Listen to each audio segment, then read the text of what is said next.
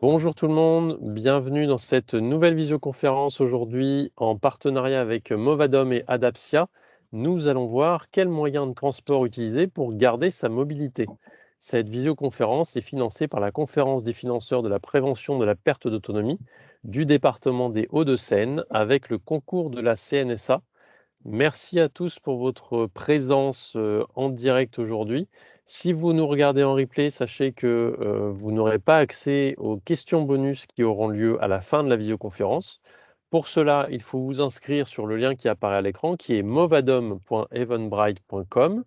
Et puis donc, si vous regardez cette vidéo en replay et que vous l'avez aimée, n'hésitez pas à mettre un petit pouce ou un petit cœur pour dire que vous avez aimé cette vidéoconférence. Donc moi, je suis Pascal, je suis là pour vous accueillir et puis résoudre les éventuels problèmes techniques. On a un petit message dans la barre de conversation, vous allez voir ça. Micheline ne nous entend toujours pas. Bon, on va essayer de résoudre ça. Et puis, je vais laisser la parole à Estelle qui va se présenter et qui va nous expliquer un peu quels moyens de transport utiliser pour garder sa mobilité. À toi, Estelle, et je te laisse prendre le contrôle aussi. Oui, alors je vais commencer par prendre le contrôle. Voilà.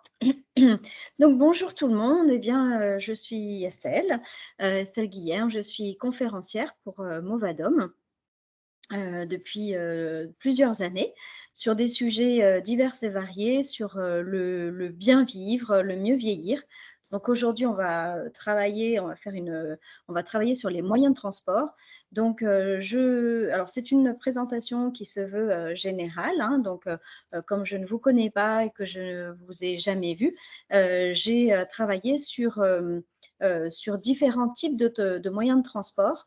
Donc, certains moyens vont vous parler et vont résonner en vous en disant, bah, tiens, effectivement, j'y avais pas pensé, pourquoi pas? Et puis d'autres, vous allez me dire, non, c'est pas du tout adapté à ma situation. Donc, comme je ne connais pas toutes vos situations, eh bien, j'ai essayé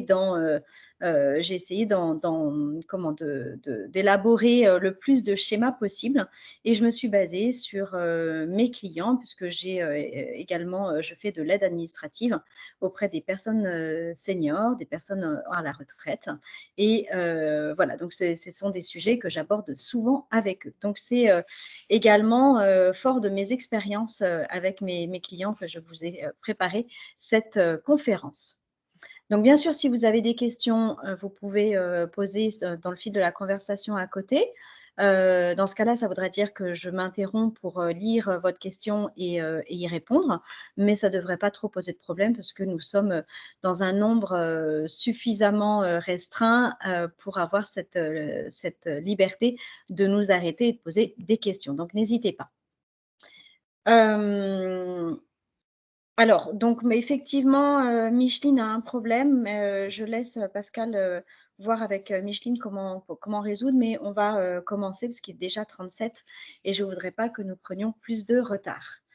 Alors, on va commencer par déjà un moyen un moyen de transport très simple. Si vous êtes toujours en forme, eh bien, vous pouvez très bien opter pour le deux roues. Alors, c'est un moyen de transport voilà, qui est plutôt simple, mais ça veut dire que vous êtes en forme et que vous avez déjà pratiqué le deux roues. Et puis, si vous n'avez jamais pratiqué le deux roues, dans ces cas-là, il y a d'autres possibilités qu'on va voir juste derrière. Mais le tricycle, par exemple, peut être aussi une possibilité qui résout les problèmes d'équilibre. Hein. À un certain âge, à un certain moment, on peut avoir des problèmes d'équilibre. Donc, le tricycle peut nous aider à résoudre ce problème-là. Et puis, il y a des modèles adaptés aux personnes âgées, avec des cadres abaissés, avec une structure un peu plus solide, hein, qui va permettre un meilleur équilibre.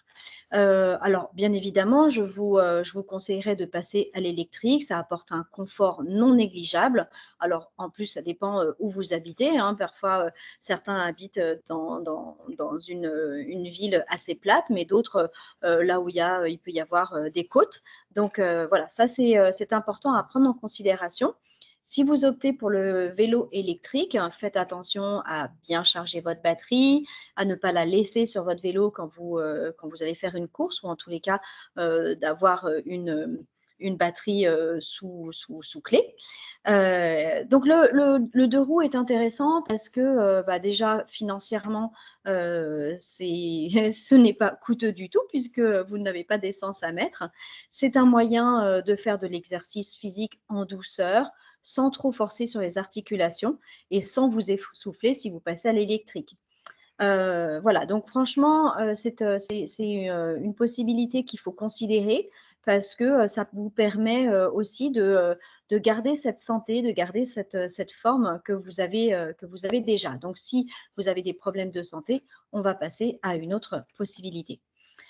Concernant le vélo, sachez qu'il y a des aides, il y a des aides de financement. Donc, le financement est facilité par le gouvernement actuellement. Il y a le bonus écologique de l'État qui peut vous aider à financer une partie. Les aides locales aussi. Donc, il ne faut pas juste vous arrêter aux aides de l'État, mais aussi aux aides locales. Donc, il faut aller demander à votre mairie et pour connaître le montant qui a été fixé par les collectivités territoriales. Alors, je vous ai mis un numéro vert. Alors, il faut un numéro vert pour que vous puissiez leur demander. Le bonus écologique était censé être jusqu'au 31 décembre, a été prolongé avec un plafond selon le revenu fiscal. Donc, ça vaut le coup d'aller demander aussi de vérifier, donc soit sur le numéro là, ou aussi je vous ai mis un lien, la prime à la conversion.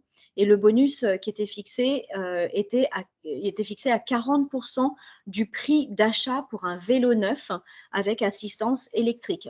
Le vélo neuf à assistance électrique s'écrit aussi VAE.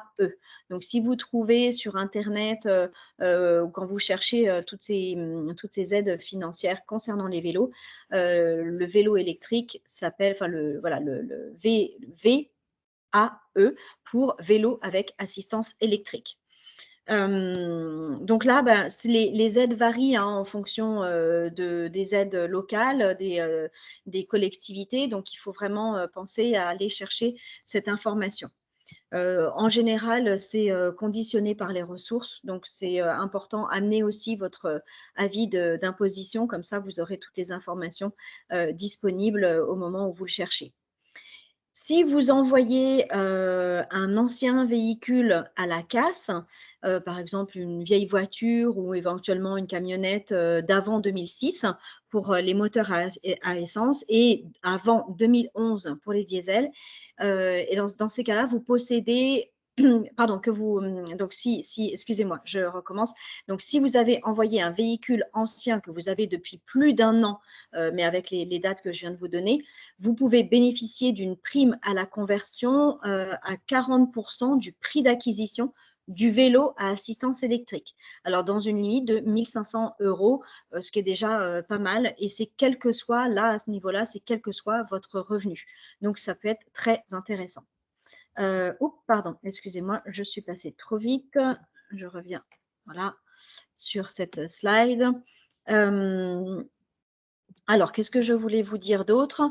Le bonus et la prime à la conversion sont cumulables avec l'aide locale parce que donc si c'est la collectivité territoriale qui vous soutient dans ce projet, eh bien, ça vient en plus de l'aide gouvernementale. Donc, voilà, il y a certaines régions comme l'Île-de-France, le Grand Est, la Pays de la Loire, l'Occitanie et la Corse et plusieurs autres villes que je ne vais pas citer en détail là, ils peuvent accorder jusqu'à 600 € supplémentaires.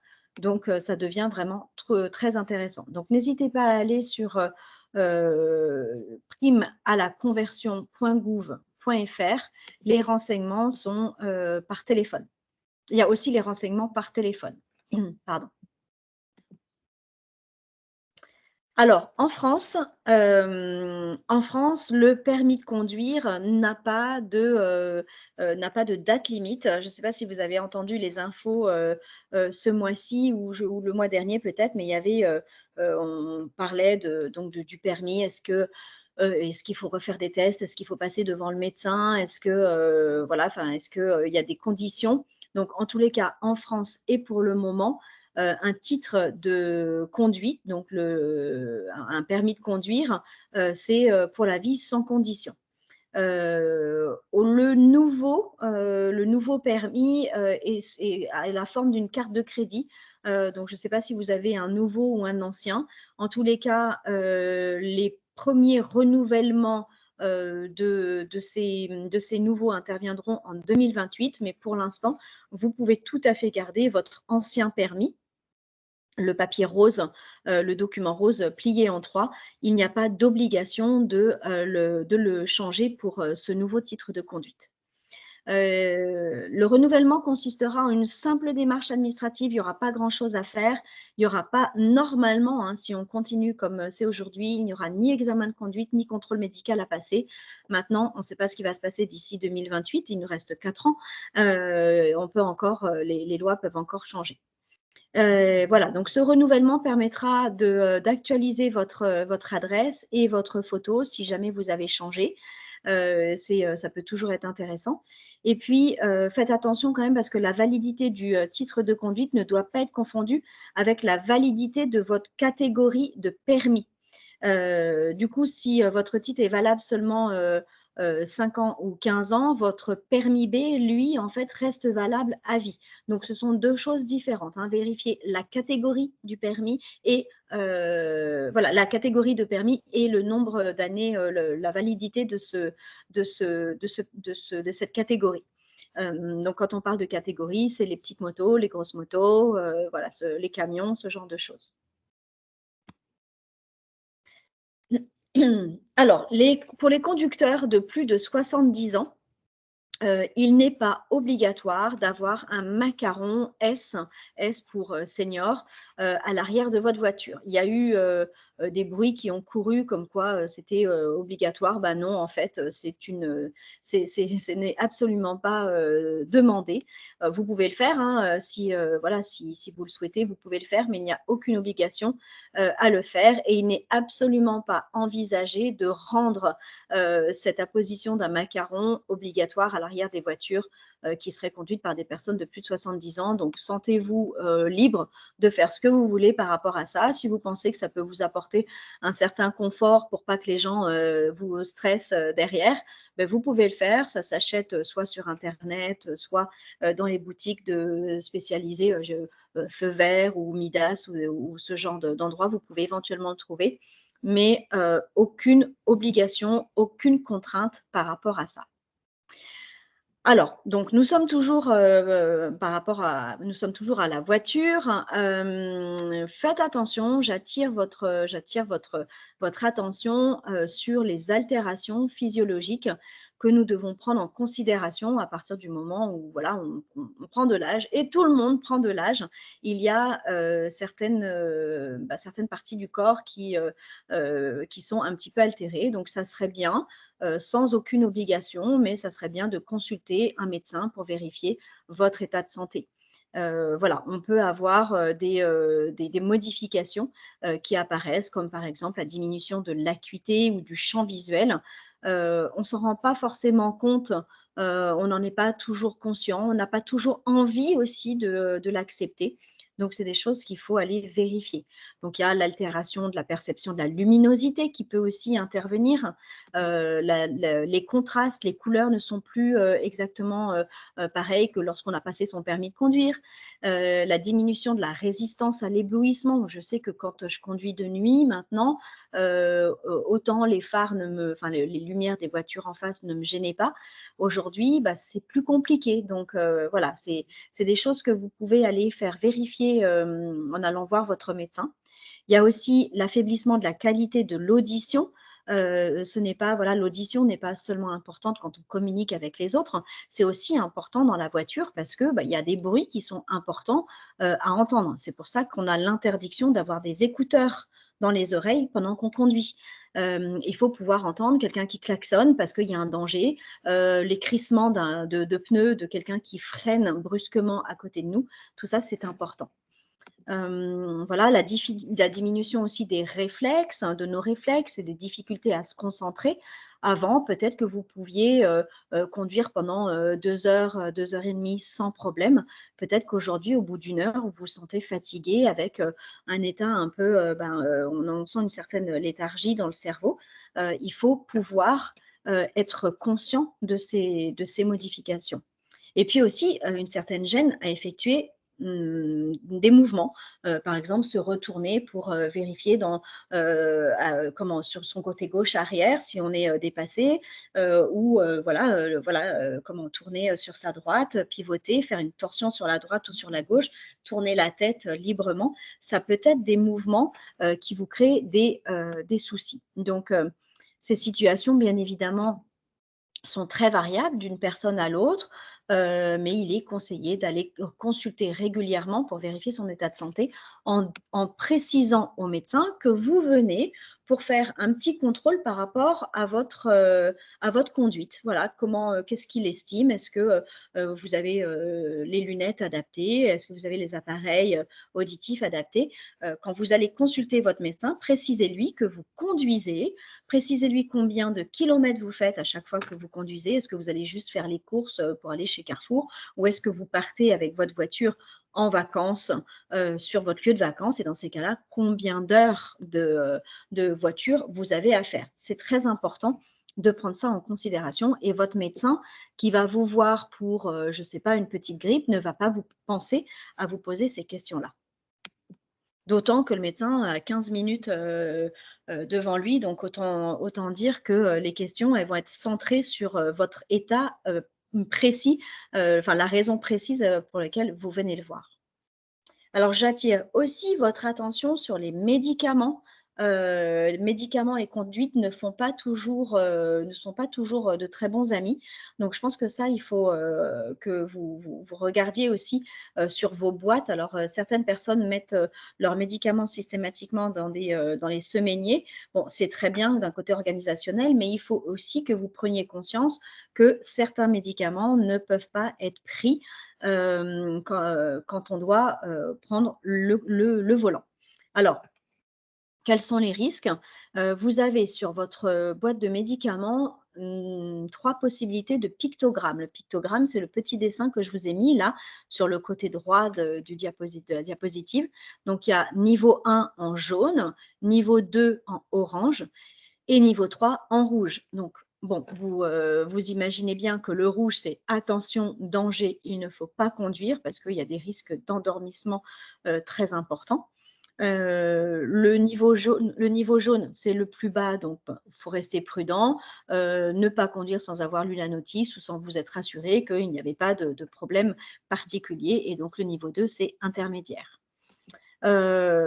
C'est aussi à envisager de prendre votre boîte de médicaments pour voir votre médecin. Donc, quand vous prenez rendez-vous avec le médecin, spécifiquement ou non pour la conduite, pensez à prendre vos boîtes de médicaments en disant: ah docteur, je dois partir, voilà, j'ai une route à faire de 2-3 heures. Est-ce que vous pensez que je dois prendre ce médicament? Est-ce que je peux prendre ce médicament avant de partir, ou est-ce que vous pensez qu'il vaut mieux le prendre une fois être arrivé, et est-ce que ça a un impact sur ma santé? Voilà, il y a certaines pathologies comme les pathologies cardiovasculaires ou métaboliques comme l'hypoglycémie, le diabète, des troubles psychologiques sévères qui peuvent être absolument incompatibles avec la prise de volant. Voilà, donc ça, il faut que vous le sachiez, il faut que vous vous en rendiez compte. Voilà, permis de conduire et visite médicale, comment vous pouvez faire. Alors, je ne vous ai pas mis le lien là, mais je vais peut-être vous le mettre tout à l'heure dans la conversation. Donc, il existe des sites où vous pouvez vérifier ou faire une visite médicale spécifique. Voilà. Parfois, on va vous demander, donc pour certaines pathologies, d'avoir rendez-vous avec un médecin agréé par le préfet du département. Donc ça, c'est pour des maladies, des pathologies spécifiques. Et ce médecin va vérifier votre aptitude à conduire, et va vous remettre un avis. C'était comme la médecine du travail avant, mais là, c'est pour voilà, une maladie spécifique. Donc, c'est pour ça que c'est important d'aller voir votre médecin qui va vous diriger ou non vers un médecin agréé. et qui vous dira si vous êtes apte, donc ça veut dire que votre état de santé est compatible avec la conduite, ou bien inapte, ce qui signifie que votre état de santé est incompatible avec la conduite. Il se peut aussi que vous ayez une aptitude temporaire, donc le médecin va préciser que pendant vous avez une aptitude ou une inaptitude comprise entre 6 mois et 5 ans par rapport soit à votre maladie, soit aux médicaments au traitement que vous devez prendre. Et puis, il y a aussi une aptitude avec restriction. Donc, le médecin va préciser les aménagements ou les appareillages nécessaires. Donc, par exemple, si vous avez besoin d'appareils auditifs, le médecin agréé ou votre médecin va dire que vous pouvez conduire, mais à condition que vous soyez appareillé. La décision finale appartient au préfet. Donc, un recours est toujours possible auprès de la commission médicale d'appel. Et voilà, c'est important de le faire. Pourquoi? Parce que si vous avez un problème, si vous avez, je ne sais pas, si vous êtes, par exemple, responsable d'un accident et que c'est lié à la pathologie d'incompatibilité avec la conduite, eh bien, votre assurance ne couvrira pas cet accident.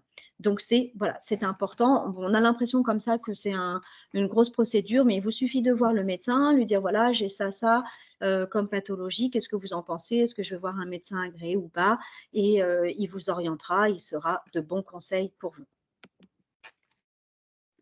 Alors, qui dit handicap ne veut pas forcément dire qu'on n'a plus le droit de conduire ou qu'on ne peut pas conduire, hein.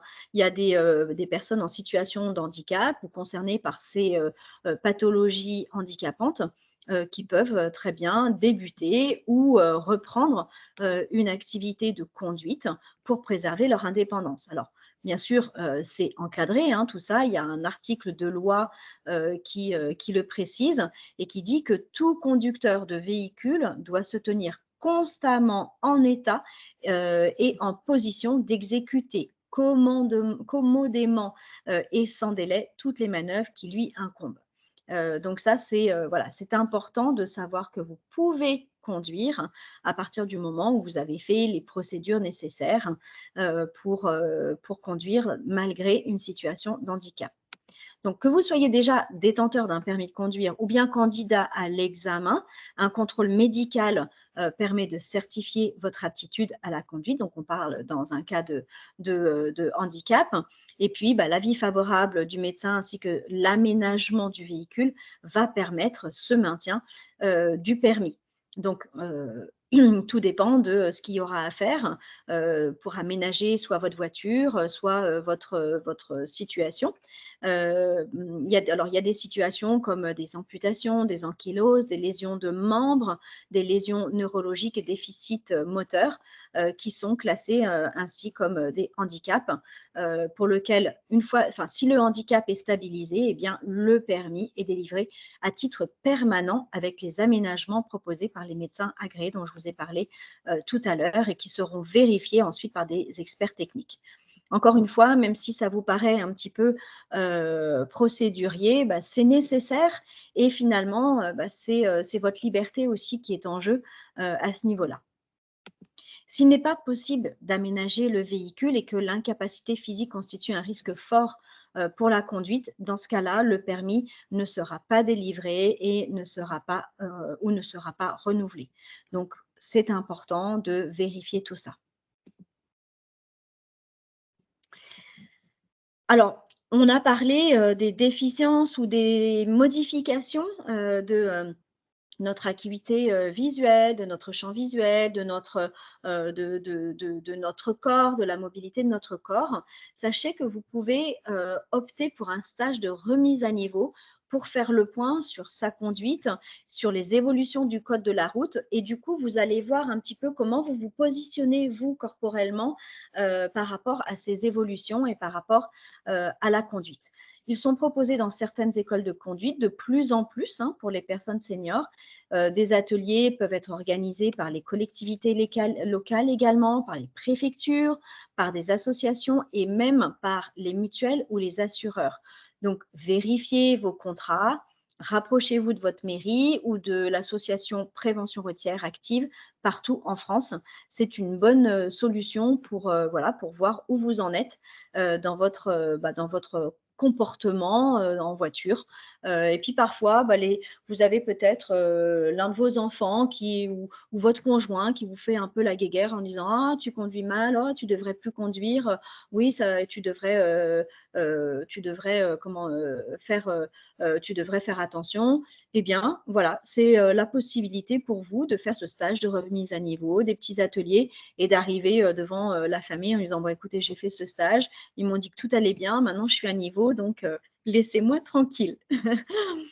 Surtout, pensez à éviter les longs parcours, éviter les heures de pointe. Voilà, si vous êtes à la retraite, donc si vous le pouvez, essayez de laisser les heures de pointe aux gens actifs.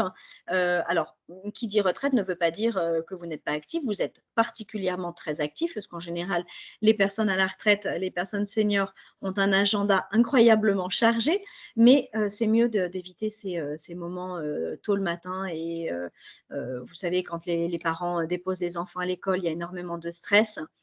Éviter de conduire la nuit, éviter les mauvaises conditions météo. Voilà, vous devez partir en vacances, il pleut. Et ben, regardez la météo pour voir si dans l'après-midi ou le lendemain, il n'y aurait pas une belle éclaircie qui vous permettrait de prendre la route dans de meilleures conditions. Alors, on peut aussi aménager son véhicule ou bien vous pouvez en changer, d'accord, afin de disposer des équipements qui vous facilitera votre conduite.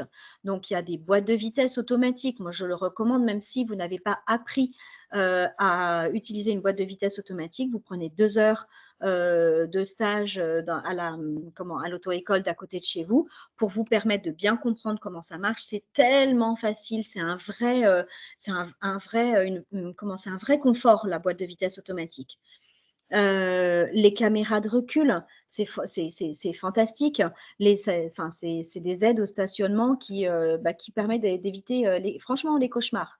Moi, j'ai ma maman de 80 ans alors elle n'a jamais voulu passer à la boîte automatique, et ça, c'est un grand désespoir pour moi, parce que je vois qu'elle continue de conduire en deuxième alors qu'il faut passer la troisième. Enfin, elle a du mal maintenant à, à gérer la boîte de vitesse.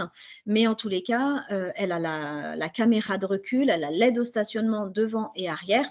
Et ça, c'est un vrai bonheur. Elle ne rate plus jamais ses créneaux maintenant. Donc voilà, on peut très bien y décider de changer de voiture pour que ces aménagements, qui sont maintenant de plus en plus fréquents, de plus en plus dans la construction de base, et non pas optionnelle, dans les voitures modernes. Alors ça, je tiens à vous en parler parce que c'est ce que j'ai mis en place pour ma maman et je trouve ça absolument fabuleux. C'est le leasing ou le LLD, location à durée limitée. Non, location longue durée, pardon, location longue durée. Donc l'option leasing, ça peut être intéressant pour une personne à la retraite parce que cette offre permet de rouler dans une voiture neuve, voiture d'occasion avec très peu de kilomètres. Vous savez, dans les entreprises ou chez les concessionnaires aussi, ils mettent en leasing des voitures d'occasion qui ont 900 km, 1000 km. Et plus il y a de kilomètres, mais ça reste vraiment dans un kilométrage très restreint, plus il y a de kilomètres et moins c'est cher. Donc, c'est vraiment intéressant. Vous n'avez pas à vous soucier de démarches administratives parce que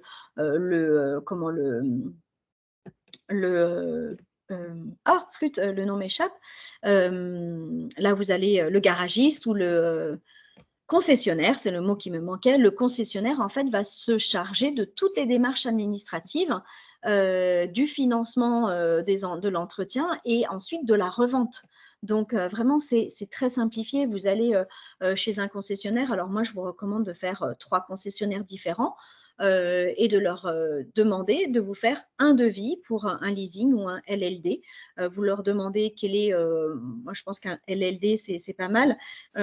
Faites sans option d'achat, une location Donc, ça va être une location avec option d'achat, mais à la fin des 3 ans, vous ne rachetez pas le véhicule, ça ne vaut pas la peine parce que selon votre état de santé, vous allez peut-être acheter une voiture et finalement, dans 3 ans ou dans 5 ans ou dans 6 ans, vous ne la conduirez plus.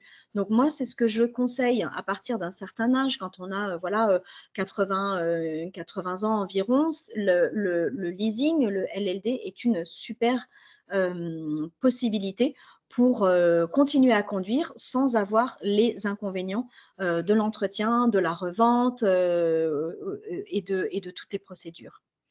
Alors, qu'est-ce que ça veut dire en fait leasing? Donc, c'est un mot anglais qui est souvent employé et qui signifie donc location avec option d'achat. On parle également de location avec promesse de vente ou crédit bail. Alors, comment ça marche? Eh ben, c'est donc soit une banque, soit un établissement de crédit qui achète la voiture pour votre compte et qui en est le propriétaire. Alors, moi, je vous déconseille, mais maintenant, vous faites comme vous voulez. Vous pouvez très bien aller dans une banque pour dire, voilà, est-ce que vous pouvez me faire un prêt pour le leasing? Mais honnêtement, les concessionnaires font ça très, très bien. Ils sont en partenariat et en lien avec des établissements de crédit. Parfois même, certains concessionnaires ont leur propre établissement de crédit au sein de la société. Ça, c'est encore mieux, c'est encore plus intéressant. Et donc, du coup, vous vous engagez à lui verser chaque mois un loyer pour une durée. Donc, c'est vous qui choisissez la durée. C'est entre 24 et 60 mois environ. Généralement, enfin, le plus courant, c'est 3 ans. Je trouve que 3 ans, c'est bien. Et vous utilisez le bien selon les conditions prévues dans le contrat. Donc, vous allez définir une période de fin de loyer. Donc, par exemple, on va dire 3 ans. Vous allez définir aussi un apport, si vous le pouvez. Donc, plus vous faites d'apport et plus moins le loyer sera cher. Mais c'est vous aussi qui pouvez moduler votre loyer. Si vous achetez la voiture, vous devrez verser, donc si à la fin des 3 ans, par exemple, vous voulez acheter la voiture, vous devrez verser la différence entre la valeur de la voiture qui a été indiquée dans le contrat de départ et les sommes que vous avez versées chaque mois en prenant en compte, bien évidemment, le dépôt de garantie. Donc, généralement, le dépôt de garantie de 15% du prix de la voiture et voilà. Et ensuite, il y a les loyers. Donc, tout ça est à prendre en considération. Moi, personnellement, je ne trouve pas que ce soit l'option la plus intéressante de racheter la voiture, mais encore une fois, tout dépend de votre âge, tout dépend de votre condition physique, tout dépend aussi de si vous êtes deux à conduire ou tout seul. Donc, ça, c'est à voir peut-être en famille et aussi avec le concessionnaire qui, normalement, doit être de bons conseils. Si vous trouvez que votre concessionnaire il n'est pas de bon conseil, changez mais que la voiture en elle-même vous plaît, changez de concessionnaire, allez dans la même marque mais ailleurs pour avoir un autre vendeur ou un autre conseiller. Voilà, il ne faut pas rester bloqué sur un conseiller qui ne vous conviendrait pas. Et puis, si vous ne souhaitez pas acheter la voiture, vous la rendez à l'établissement propriétaire. Vous récupérez le dépôt de garantie que vous avez versé et vous n'avez plus rien à payer. Sauf si vous avez fait des coûts à la voiture, donc il faut la rendre dans un bon état. Vérifiez d'ailleurs au moment où vous demandez les conditions du leasing, demandez quels sont les critères pour rendre la voiture. Moi, je sais que j'avais fait un leasing sur une voiture et il m'avait compté, il y avait des petites éraflures sur un côté du pare-choc. Et on m'avait compté tout le changement du pare-choc. Ça avait été, c'était un prix quand même assez élevé. Alors que sur une autre voiture que j'avais fait en leasing, j'avais il y avait un petit souci, je me souviens, au niveau du plafond. Et il m'avait dit non, mais attendez, c'est normal. Au bout de 3 ans, il y a voilà, le véhicule vous n'avez pas à nous rendre le véhicule en état neuf. On sait très bien qu'il y a des petites choses qui bougent. Donc voilà, et c'est important de demander avant la location.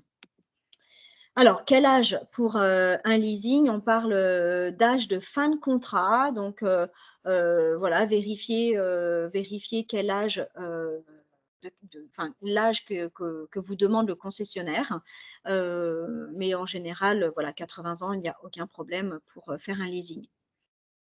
Alors, pour le senior, eh bien, vous n'avez pas, il y a des avantages quand même importants. Vous n'avez pas à souscrire un crédit classique pour acheter une voiture. Et ça, en général, à partir d'un certain âge, on a du mal à avoir un crédit à la banque. Donc, au moins ça, c'est une étape que vous n'avez pas à faire. Vous roulez dans une voiture neuve ou d'occasion ayant peu servi et donc vous vous retrouvez avec des avantages qui sont particulièrement intéressants. Les loyers incluent la plupart du temps le coût de l'assurance de la voiture, mais il faut vraiment demander aussi, il faut demander des détails parce qu'il y a assurance et assurance. Parfois, l'assurance du concessionnaire ne couvre pas de la même façon que votre assurance, vous, personnelle. Donc, c'est important de demander. Et il est possible de personnaliser le contrat avec un kilométrage que vous allez fixer. Donc ça, je vous l'ai dit. Voilà. Alors, excusez-moi, mais ça clique au mauvais endroit. Alors, on a vu le vélo, on a vu la voiture. On va passer sur les transports en commun. Parce que, eh bien, aujourd'hui, quand on n'a plus envie de conduire, quand on n'a pas envie, quand on ne peut pas aller, quand on ne peut pas conduire ou quand on ne peut pas prendre le vélo, c'est pas pour autant qu'on n'a pas le droit de bouger de chez soi et d'être ultra mobile. Alors, je vous ai mis en priorité tout ce qui est plateforme de covoiturage. C'est quand même des transports en commun, mais dans un environnement privatif. Donc, je vous ai donné là quelques plateformes grand public ou des alternatives. Donc, vous avez peut-être déjà entendu parler de Blablacar. Voilà, je vous ai mis le Mobicop, Covoit ici, Réseau Pouce, La Roue Verte. Alors, il y a des annonces dans Bien vivre chez soi et dans Notre temps. Ce sont des annonces pour covoiturer aussi sur des longues distances. Et ça peut être très intéressant. Donc, vous pouvez vous inscrire sur ces plateformes. Alors, soit vous avez un véhicule, mais vous n'avez pas envie de voyager seul, et dans ces cas-là, vous faites le profil conducteur, soit vous aimez bien, vous n'avez pas envie de prendre le train ou vous n'avez pas envie de prendre l'avion, c'est plus sympa de prendre la voiture avec quelqu'un et dans ces cas-là, vous faites un profil passager et vous restez au courant de ce qui, des différents trajets qui se passent de façon à pouvoir répondre positivement si ça correspond à votre ville d'arrivée et de départ et d'arrivée. C'est plutôt sympa. Alors ensuite, il y a des covoiturages solidaires. Donc, qu'est-ce que c'est les covoiturages solidaires? C'est les communautés de communes qui développent des services de covoiturage pour les trajets quotidiens des seniors. Alors, il y a sur différents… j'ai essayé de prendre différents réseaux, mais il y a la communauté de communes du plateau Picard qui va faire réseau senior. J'ai vu pas mal de villes qui appelaient leur bus Busphone, la navette bleue, les minibus seniors. Voilà, donc restez à l'affût en lisant régulièrement la presse locale. Vous pouvez aussi échanger avec vos voisins sur ce sujet si vous pensez qu'eux en connaissent davantage, mais si vous allez dans votre mairie, ils devraient pouvoir vous renseigner sur le bus qui pourrait venir vous chercher et vous emmener au supermarché, vous emmener à l'association senior où vous allez faire les différentes activités. Donc ça, alors il n'y en a peut-être pas partout, mais ça se développe vraiment énormément maintenant à des tarifs particulièrement intéressants, voire même gratuitement dans certaines villes. Alors, les services d'accompagnement, en général, ce sont les centres communaux, du coup, d'action sociale de certaines villes qui proposent un accompagnement véhiculé pour faciliter la mobilité des seniors et des personnes handicapées en voiture individuelle ou bien dans ces fameux minibus. Voilà, donc vous pouvez aller à vos rendez-vous médicaux, faire des démarches administratives, faire vos courses, aller à vos activités. Et ces services fonctionnent en général sur réservation, hein, parce qu'ils n'ont pas des trajets, ce ne sont pas des trajets fixes. Donc, il faut réserver 48 heures à l'avance. Alors, je sais qu'à Paris et en Île-de-France, il y a le réseau PAM. PAM, ça veut dire pour aider à la mobilité. Donc, ce réseau permet à des personnes à mobilité réduite ou des personnes âgées ou des personnes handicapées qui bénéficient de l'APA à domicile ou d'une carte d'invalidité, d'effectuer des déplacements occasionnels, des déplacements réguliers toute l'année, de 6 heures du matin jusqu'à minuit. 70% du coût du trajet est pris en charge par le Conseil général, par la région et par Île-de-France Mobilité. Donc ça, c'est quand même particulièrement sympathique. Donc c'est un service public de transport qui est à la demande. Ensuite, il y a des services privés qui se mettent en place de plus en plus fréquemment dans les grandes villes. Donc en général, les informations locales en parlent, mais c'est privé, donc forcément, c'est beaucoup plus coûteux puisqu'il n'y a pas de financement par rapport à ces services-là. Mais ils ont le mérite d'exister et d'avoir des voitures adaptées. Donc ça, c'est très bien aussi. Et puis, les moyens de transport plus vastes, plus grands, à plus grande échelle. Voilà, alors le métro, le bus, le tramway, le TER. D'une manière générale, les seniors bénéficient de conditions avantageuses pour emprunter les réseaux de transport en commun. Donc, il faut en profiter. Hein. Ces mesures sont variables, évidemment, selon les villes et peuvent être soumises à conditions d'âge et parfois conditions de revenus.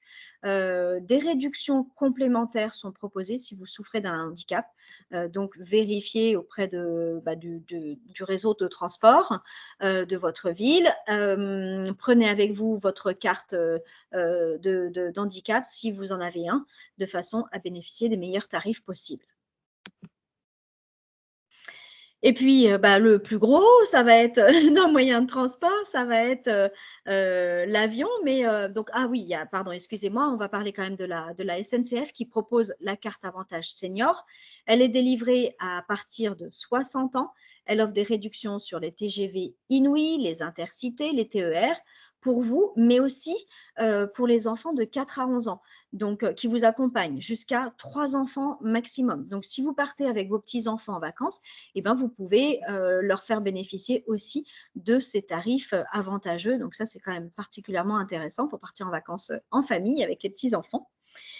Vous pouvez faciliter votre voyage en faisant enlever à votre domicile et livrer sur votre lieu de séjour vos bagages. Alors, pas seulement vos bagages, mais ça peut être aussi votre vélo, ça peut être un fauteuil roulant. Et vous avez jusqu'à 7 bagages qui peuvent être emmenés avec un maximum de 25 kilos chacun.